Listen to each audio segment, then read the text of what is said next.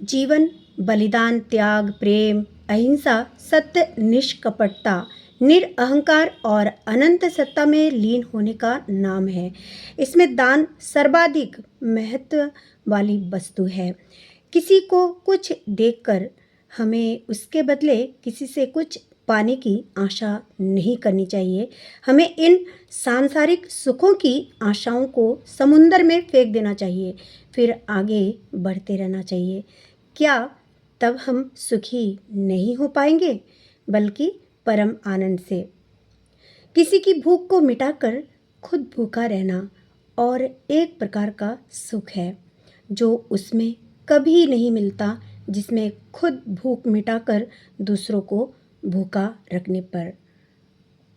हमें ठाकुर जी की इन परमार्थ की जो बातें हैं, इनको ध्यान में रखना चाहिए। इन बातों को अमल करके रहना चाहिए।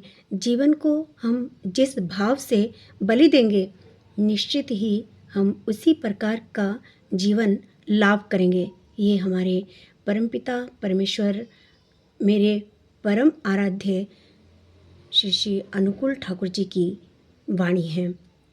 परम प्रेम में श्री श्री ठाकुर अनुकूल चंद्र जी के रातुल श्री चरणों में कोटि कोटि प्रणाम करती हूँ और इसी के साथ प्रणाम करती हूँ आप सभी गुरुजनों को जो इस समय मेरे वीडियो को देख रहे हैं।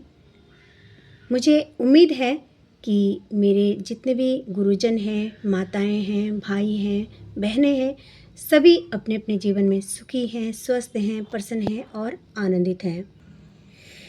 जीने का मकसद क्या है? अगर हमने परमपिता के श्री चरणों को पकड़ के रखा है, परमपिता को अपना माना है, तो ये जीने का एक मकसद हमारा मिल चुका है। इससे हमें अपने आप को बिल्कुल भी दूर नहीं करना है। प्रेयर में सदैव मैं एक चीज़ कहती हूँ कि हे ठाकुर जी, मुझ में आपको पकड़ के रखने की कोई क्षमता नहीं है, परंतु आप मुझे अपना समझकर, अपना मानकर, मुझे क्षमा करके अपने श्री चरणों से जोड़े रखें। मुझे मेरा हाथ पकड़कर आप सदैव रखें, क्योंकि पता नहीं ये माया का संसार है, कब मुझे अपनी ओर आकृष्ट करेगा।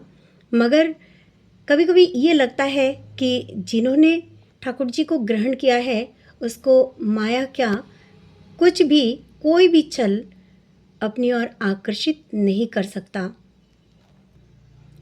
जिस तरह से हमने देखा है कि एक बिल्ली होती है, वो अपने बच्चे को जो है अपने दांतों से पकड़कर एक स्थान से दूसरे स्थान पे ले जाती है। जब बच्चा छोटा होता है तब वो ऐसा करती है, किंतु इस क्रिया में उसके अपने बच्चे को कोई क्षति नहीं पहुंचती। और इसके विपरीत यदि उन्हीं दांतों से एक चूहे को वो पकड़े तो वो चूहा मर जाता है। ठीक उसी तरह जिन्होंने प्रभु जी को पकड़ के रखा है, माया रूपी जो बिल्ली के दांत होते हैं, वो हमें काट नहीं सकते। अगर दिखता भी है कि माया के इस मंच में हम घूम रहे हैं, कहीं इधर उधर जा रहे हैं, बहुत लोगों के बीच में हैं, बहुत सुंदर सौंदर्य प्रसाधनों का इस्तेमाल कर रहे हैं, मगर उसमें भी हम बैलेंस रहेंगे। ये उनका आशीर्वाद है, ऐसा मेरा मानना है, ऐसा मेरा विश्वास है। इसीलिए जो जितना जल्दी हो सके, क्योंकि ज़िंदगी का कोई मकसद हम पूरा करें, क्या पता हमारे लिए कल का सूरज न हो, क्या पता 5 मिनट बाद कौन कहाँ चला जाए। ज़िंदगी का क्या भरोसा। तो बेहतर है आज हमारे पास हमारी ज़िंदगी है, तो इस ज़िंदगी को क्यों ना ठाकुर जी को अर्पण कर दें, क्यों ना ठाकुर जी को लेके चलें। हम भी चलते हैं, हर जगह चलते हैं, लेकिन नाम जप करते रहते हैं हर परिस्थिति में, चाहे वो पार्टी हो, चाहे वो कहीं भागवत कथा हो, चाहे वो किसी भी क्षेत्र में हो, हर क्षेत्र में उन्हीं का नाम मेरे मन में निरंतर मैं जपती रहती हूँ।